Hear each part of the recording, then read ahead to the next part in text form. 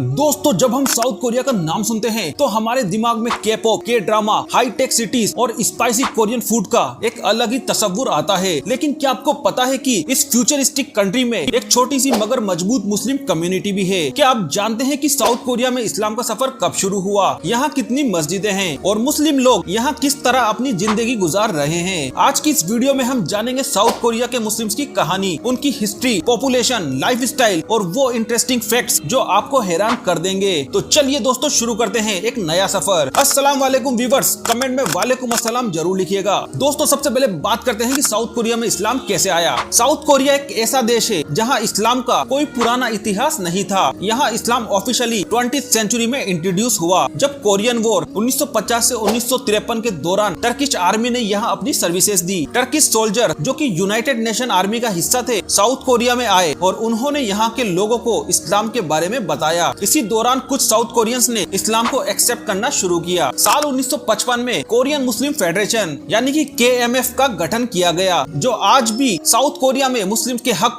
और उनकी religious activity का ध्यान रखता है। लेकिन इस्लाम का एक्चुअल एक्सपेंशन हुआ साल 1970 में जब south Korean workers middle east के मुल्कों में जैसे सऊदी अरेबिया और UAE में काम करने गए। वहाँ उनका इस्लाम से इंटरेक्शन हुआ और जब वो साउथ कोरिया वापस आए तो उन्होंने इस्लाम को अपनी जिंदगी का हिस्सा बना लिया। दोस्तों बात करते हैं कि साउथ कोरिया में आज कितने मुस्लिम रहते हैं। अगर हम आज की बात करें तो साउथ कोरिया में मुस्लिम पॉपुलेशन लगभग 2 लाख से 2.5 लाख के बीच है, जिसमें से 75,000 लोकल साउथ कोरियन मुस्लिम्स हैं और बाकी मोस्टली इमिग्रेंट्स हैं जो पाकिस्तान, बांग्लादेश, इंडोनेशिया और मिडिल ईस्टर्न कंट्री से आए हैं। दोस्तों बात करते हैं साउथ कोरिया की मस्जिदों की। अब सवाल उठता है कि अगर यहाँ मुस्लिम्स हैं तो क्या यहाँ मस्जिदें भी हैं? तो दोस्तों बिल्कुल, साउथ कोरिया में आज के टाइम में लगभग 20 बड़ी मस्जिदें मौजूद है और 60 के करीब छोटी छोटी मस्जिदें मौजूद हैं। दोस्तों ये है साउथ कोरिया की टॉप 3 मस्जिदें। नंबर 1 पर है सियोल सेंट्रल मस्जिद, साउथ कोरिया की सबसे पुरानी और बड़ी मस्जिद जो साल 1976 में बनी थी। इटावोन एरिया में स्थित ये मस्जिद, यहाँ पर जुम्मे की नमाज में हजारों लोग आते हैं। ये एक इस्लामिक सेंटर भी है जहाँ इस्लामिक एजुकेशन और कम्युनिटी इवेंट्स होते हैं। नंबर 2 पर जो मस्जिद है उसका नाम है बुसान अल फतेह मस्जिद जो कि बुसान शहर में स्थित है।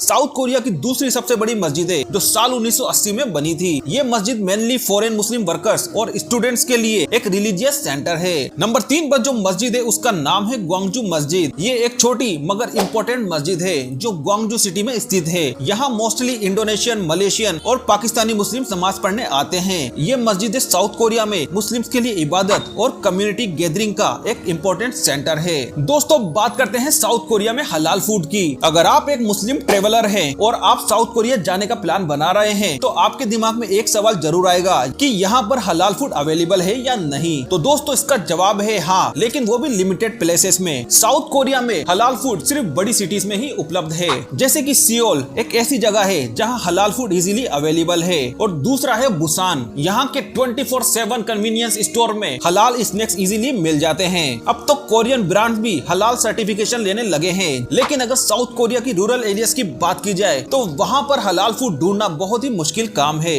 दोस्तों बढ़ते हैं अपने अगले चैप्टर की तरफ कि साउथ कोरिया में मुस्लिम्स क्या काम करते हैं। तो दोस्तों जान लीजिए, साउथ कोरिया में मुस्लिम मोस्टली बिजनेसेस, IT और सर्विस इंडस्ट्री में काम करते हैं। पाकिस्तान और बांग्लादेशी मुस्लिम्स यहाँ टेक्सटाइल और रेस्टोरेंट चलाते हैं। इंडोनेशियन और Malaysian Muslim community mostly multinational companies में काम करते हैं। और रही बात लोकल कोरियन मुस्लिम्स की, तो ये लोग टीचिंग, रिसर्च और हलाल बिजनेस में ज्यादा एक्टिव है। दोस्तों बात करते हैं साल 2050 तक साउथ कोरिया में कितने मुस्लिम्स होंगे। अगर हम करंट ग्रोथ रेट देखें तो 2050 तक साउथ कोरिया में मुस्लिम पॉपुलेशन 5 लाख से ज्यादा होने का अनुमान है। इसके पीछे 3 वजह हो सकती है। नंबर 1 पर है इमिग्रेशन। साउथ कोरिया में मुस्लिम वर्कर्स और स्टूडेंट्स का आना बढ़ रहा है। दूसरे नंबर पर है कन्वर्जन। साउथ कोरिया में इस्लाम एक्सेप्ट करने वाले लोकल लोगों की संख्या धीरे धीरे काफी बढ़ रही है। और तीसरा है हलाल बिजनेस। जितने ज्यादा हलाल इंडस्ट्री बढ़ेगी उतना ही यहाँ मुस्लिम्स का इन्फ्लुएंस बढ़ेगा। दोस्तों अब जानेंगे साउथ कोरिया के मुस्लिम से जुड़े कुछ इंटरेस्टिंग फैक्ट्स। साउथ कोरिया में जब पहली मस्जिद बनाई गई तब सऊदी अरेबिया और UAE ने इसकी फंडिंग की थी। पहले यहाँ इस्लामिक एजुकेशन ना के बराबर थी, लेकिन अब क्योंग ही यूनिवर्सिटी और हैंगकुक यूनिवर्सिटी में अरेबिक और इस्लामिक स्टडीज के कोर्स भी अवेलेबल है।